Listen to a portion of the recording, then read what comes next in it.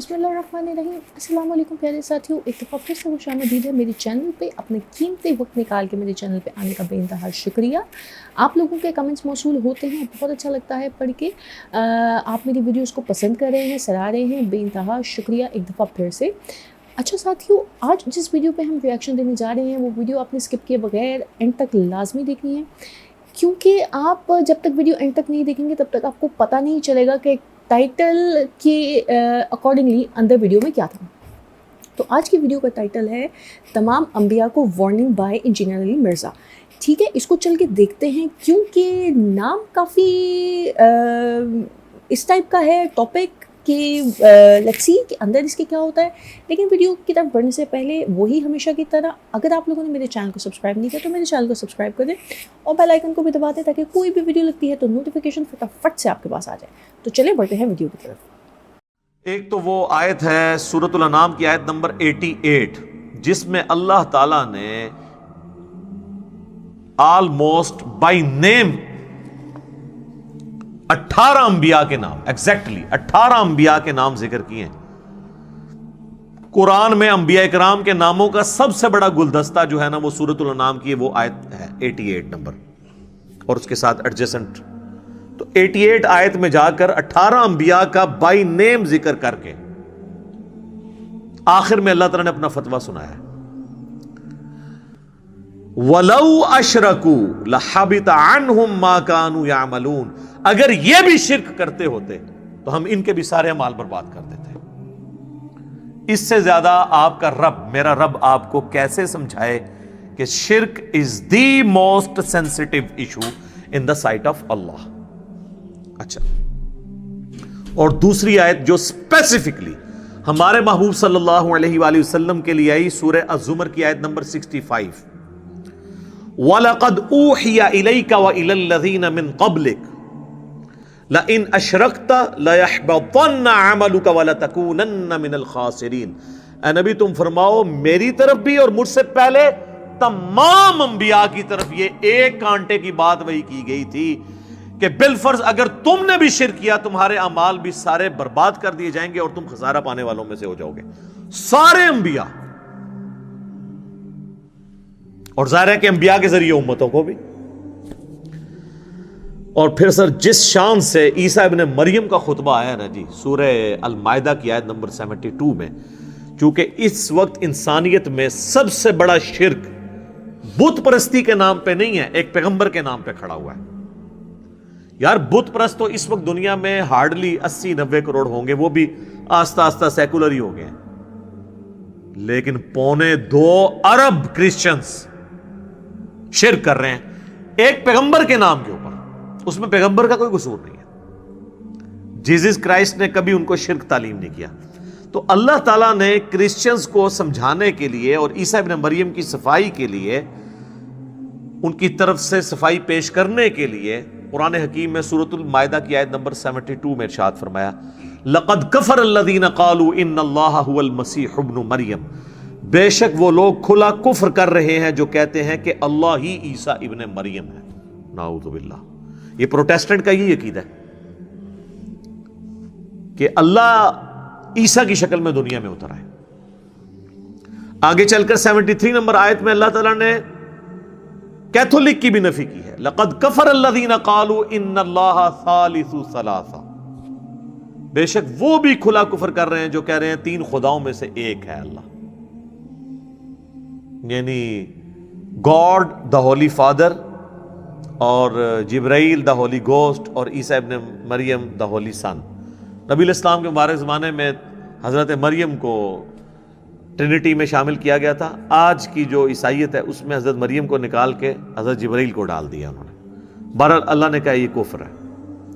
وہ جو 72 نمبر آیت ہے نا، لَقَدْ كَفَرَ الَّذِينَ قَالُوا إِنَّ اللَّهَ هُوَ الْمَسِيحُ ابْنُ مریم، اس میں اللہ تعالیٰ نے اس کے بعد ہی اسی آیت میں فرمایا وَقَالَ الْمَسِيحُ، جبکہ عیسیٰ مسیح تو کہا کرتے تھے یا بنی اسرائیل، اے اولاد یعقوب، اسرائیل علیہ السلام کی اولاد، اعبدوا اللہ ربی و ربکم، عبادت کرو اس رب کی جو میرا بھی رب ہے اور تمہارا بھی رب ہے۔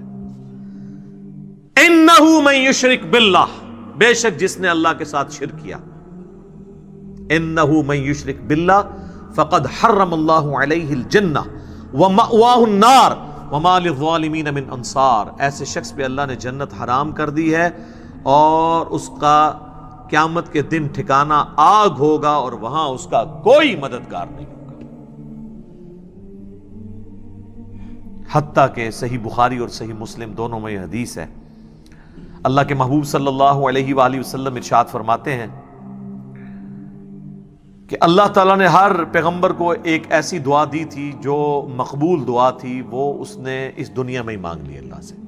उसी दुआ के अगेंस्ट आपको पता है हज़रत नूह अलैहिस्सलाम ने अजाब मांग लिया था अल्लाह ताला से अपनी कौम के अगेंस्ट, और मैंने वो अपनी दुआ संभाल कर रखी है क़यामत वाले दिन के लिए, और इस दुआ के जरिए मैं अपने उम्मतियों की शफाअत करूंगा। सलात बर मोहम्मद व आले मोहम्मद, अल्लाहुम्मा सल्ली अला मुहम्मद व अला आले मोहम्मद। मेरी शफाअत से मेरे हर उम्मती को नफा पहुंचेगा सवाए उस शख्स के कि जिसने दुनिया में अल्लाह के साथ किसी किस्म का शिर्क किया हुआ। हर एक को शफाअत पहुंचेगी। बहरहाल अब ये चीजें तो बिल्कुल वाज़ेह थी, लेकिन उलमाए सू ने अवाम को ऐसे धोखे दिए कि आज तक अवाम उन धोखों से बाहर नहीं निकल रही। कभी वसीला और तवस्सुल के नाम के ऊपर, जिसकी जायज़ सूरतें बहुत सारी हैं, इस्तानत का मसला गैरुल्लाह को मदद के लिए पुकारना साबित किया। कभी बहाना किया अताई का और ज़ाती का, कभी फ़र्क डाला मुस्तकिल बिज़ात का और गैर मुस्तकिल बिज़ात का। ये सब कहानियाँ डाली जो मैंने वक्तन फ़क्तन मुख्तलिफ वीडियोस के अंदर कवर की हैं, और ये रिसर्च पेपर आप पढ़ लेंगे तो आपको बहुत कुछ इंशाअल्लाह ताला पता चल जाएगा इस हवाले से। इसीलिए मैं कहता हूं कि कुरान हकीम का वही माना मोतबर है जो पहली दफ़ा कोई गैर मुस्लिम पढ़ के उसका माना ले। मुसलमान का पढ़ा हुआ मोतबर नहीं होगा, वरना मेरे भाइयों हज़ारों मुफस्सिरीन हैं जो कुरान की तफसीरें लिख के मर गए हैं, उनकी अपनी तो ही ठीक नहीं हुई है क्योंकि मक्खी पे मक्खी मारते रहे, अपने बुजुर्गों से सुना, उसी तरीके से आगे ट्रैवल किया।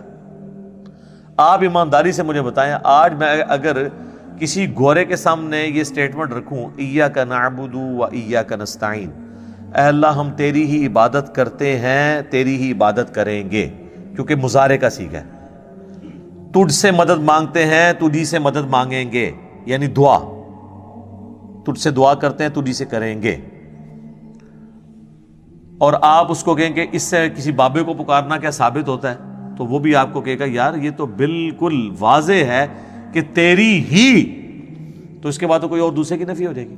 लेकिन आप पाकिस्तान की करोड़ों अवाम को मनवा के बताएं, कुरान के पहले सफ़े का टेस्ट पास करने के लिए तैयार नहीं है, और ऐसे ऐसे बहाने आपके सामने रखेंगे जो किसी के दिमाग में भी नहीं आएंगे, और इसीलिए फिर वो आपको कहेंगे कुरान डायरेक्ट नहीं पढ़ना चाहिए, बंदा गुमराह हो जाता है। जाहिर है, तो कुरान क्या कि किताबें गुमराही है, नाऊज़ु बिल्लाह, ये तो अकीदा ही कुफर है।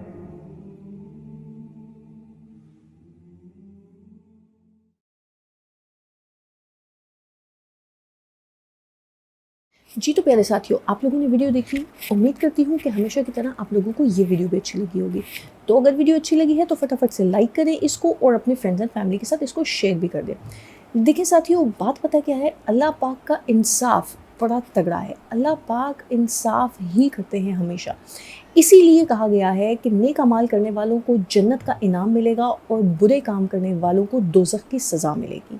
देखिए, ये तो बातें वो हैं जो हमारे ख़ात्मे के बाद होनी है, यानी कि जब हमने अपने अल्लाह के पास लौट के चले जाना है, ये तो बातें वो हैं। लेकिन आप लोगों ने देखा होगा कि जो बदफेलियाँ करते हैं, जो बुरे काम करते हैं, उनको अल्लाह पाक दुनिया में भी बहुत बड़ी सज़ा देता है। और हमारा मानना ये है कि अल्लाह पाक अपने बंदों को बेशक माफ़ कर देता है, उनकी गलतियों को माफ़ कर देता है। वो बख्शने वाला है, वो माफ़ करने वाला है, चाहे कितना बड़ा कोई गुनाहगार क्यों ना हो। अल्लाह पाक की तरफ अगर झुकता है, अगर अपने सिद्के दिल से अल्लाह पाक से माफ़ी मांगता है, तो अल्लाह पाक बेशक माफ़ फरमाते हैं।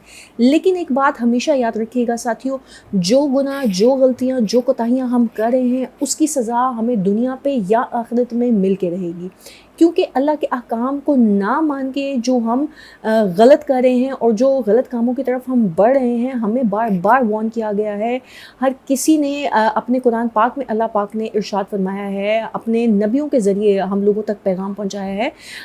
ہمارے پاس بے شمار چیزیں ہیں اس بات کو لے کر کہ غلط کی طرف جانے کے نقصانات کیا ہیں اور صحیح کی طرف جانے کے انعامات اور فائدے کیا کیا ہیں. لیکن اگر پھر بھی ہم لوگ صحیح راستہ نہ اپناتے ہوئے غلط راستے کی طرف جائیں تو سزا تو ظاہری باتیں بنتی ہیں.